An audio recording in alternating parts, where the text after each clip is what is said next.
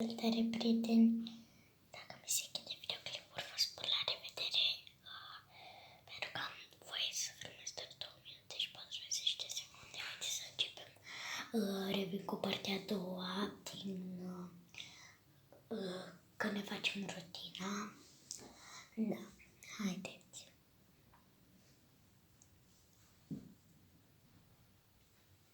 Tata, stai aleagă că fac o afiura.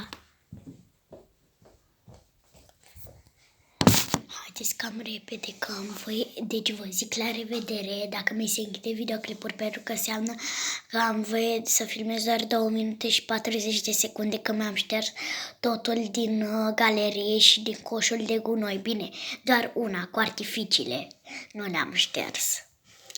Nu am șters-o și tot îmi dă același minut, cred. Cred că înțelegeți voi, aveți prima parte acolo. Și asta este a doua parte. Tot astăzi, da. Na. Haideți că cred că mai avem un minut.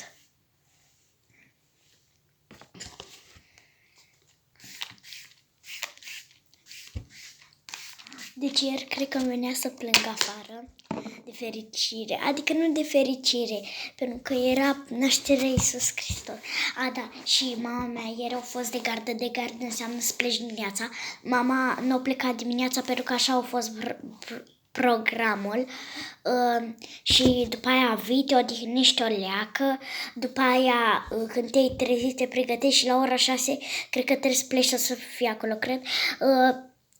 La ora 6 cred că pleci și sau să fii acolo, cred, și începi serviciul și după aia vii mâine dimineața, adică nu mai sta acasă, nu mai stat acasă, pentru că apare serviciu. Și astăzi s-a întors, cred. Și sora mea a plecat la o prietenă de-a mea ca să doarmă, cred, și na, eu am rămas cu tatăl meu.